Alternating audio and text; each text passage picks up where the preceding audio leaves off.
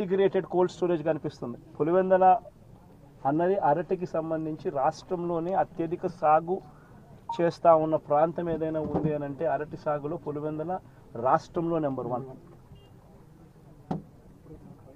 పులివెందుల అరటి సాగులో ఇక్కడ పులివెందుల రైతులకు మంచి జరగాలనే ఉద్దేశంతో మా ప్రభుత్వ హయాంలో వైఎస్ఆర్సీపీ ప్రభుత్వ హయాంలో 25 కోట్ల రూపాయలు పెట్టి ఇంటిగ్రేటెడ్ కోల్డ్ స్టోరేజ్ కూడా పెట్టడం జరిగింది. మా ప్రభుత్వం ఎలక్షన్లకు పోక మునిపే దాన్ని ప్రారంభించడం కూడా జరిగింది.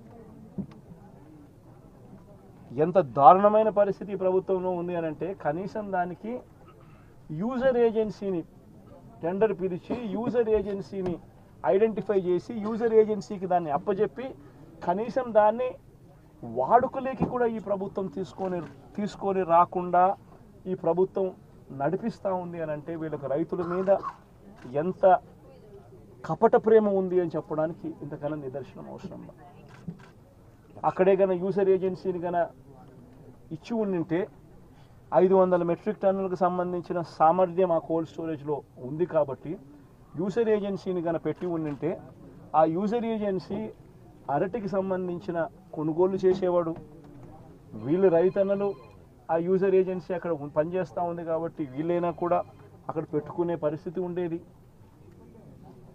మా ప్రభుత్వ హయాంలో ఏ రకంగా ఎక్స్పోర్ట్ చేసినాము 2 కంటైనర్లను పెట్టి అరటికి సంబంధించి అవి ఇంకా ప్రోత్సహించబడేటివి. ఈరోజు చూస్తే ఎంత దారుణమైన పరిస్థితి అని అంటే ఒకవైపున రైతుల పరిస్థితి ఈ వర్షాల వల్ల ఈ గాలుల వల్ల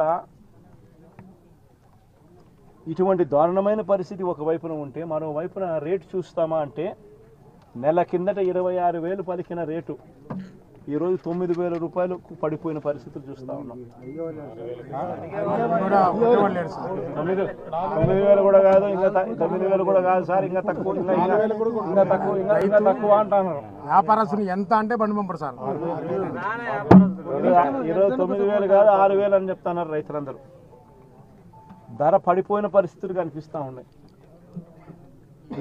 మరి రాష్ట్ర ప్రభుత్వం అన్నది రైతును ఎక్కడ పట్టించుకుంటా ఉంది అని అడుగుతా ఉన్నాం.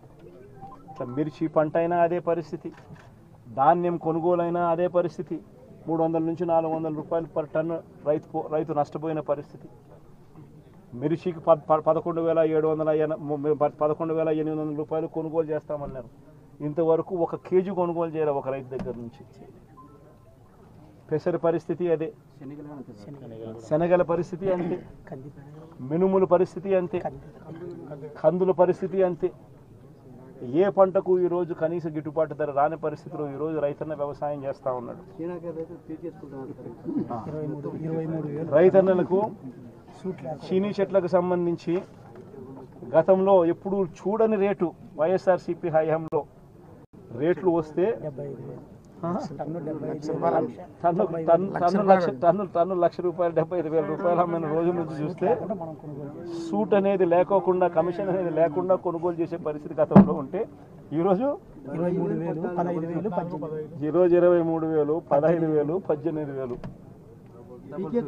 కోవిడ్ టైంలో లారీలు డీజిల్ మనమే పెట్టి రైతులకు డైరెక్ట్ అకౌంట్ వేసినాం సార్.